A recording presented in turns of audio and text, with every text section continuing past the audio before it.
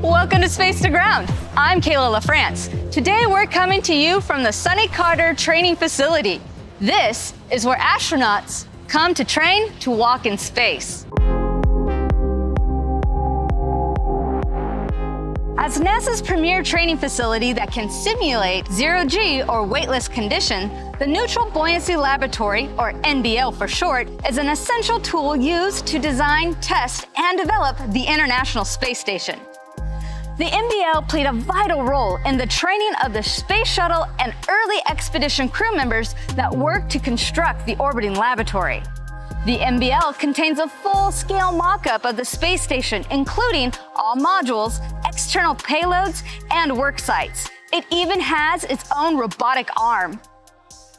Once an astronaut is assigned to a flight to the ISS, that crew member will come and participate in 7 to 9 training runs here in the pool. They will be practicing the skills and tasks required if they were to do an EVA while aboard the International Space Station. That could be up to 60 hours of time spent suited up and training inside the pool. For special tasks such as the ongoing IROSA installation, the soon-to-be spacewalkers will also spend extra time in the pool to run through the choreographed actions that they will need to complete once they are in orbit. Crew members assigned to support the spacewalks from inside the station will also take part during the training run, where they will practice using the robotic arm, manipulate it to simulate the full experience of working in space. But you may ask yourself, what is it actually like to take part and help in the training of our astronauts before they go into space? We have a friend here to help answer those questions today. When you get your first glimpse underwater, it's a little overwhelming. The pool is immense, and its depth is deceptive. I can see the space station ahead of us, but I don't want to get distracted. I need to concentrate on the work we need to do.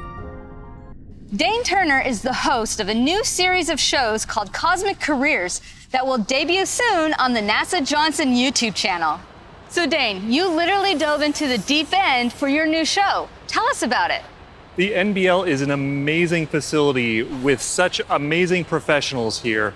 It's a 40-foot deep dive tank, it's 86 degrees, but then you also get the full-size mock-up of the ISS. And these mock-ups, they're built in-house and they're meant to be underwater and to be climbed around. The astronauts use these to practice for their spacewalks, and they've got all the handrails and all of the restraining tether points, and everything that they've got on the outside of the space station is there.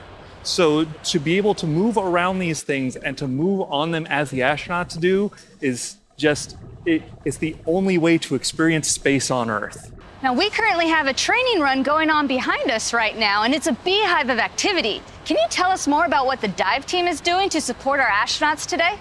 Yeah, so you've got 5 divers for each astronaut in the water. You've got divers with cameras called float divers who are making sure that they've got a shot of the astronaut at all times. And then you've got these safety divers, and the safety divers are there to make sure that the astronaut is always in a good position, and to make sure that nothing goes wrong with the astronaut. And then you've got the utility divers, and the utility divers are there to make sure that all the equipment is in place and everything for the test run is as it should be.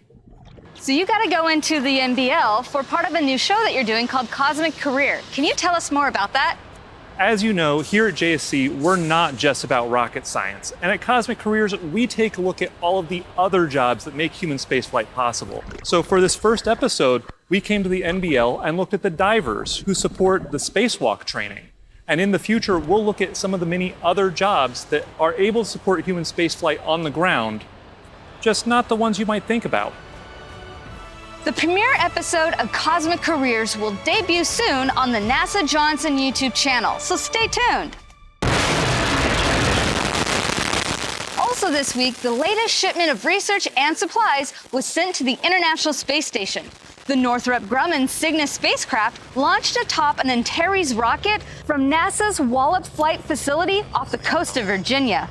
Over 8,000 pounds of cargo is aboard Cygnus, including crew provisions, new science payloads, and new space parts for the future station maintenance. And from the Neutral Buoyancy Laboratory here in Houston, that's Space to Ground for this week. Thanks for watching. We'll see you next week.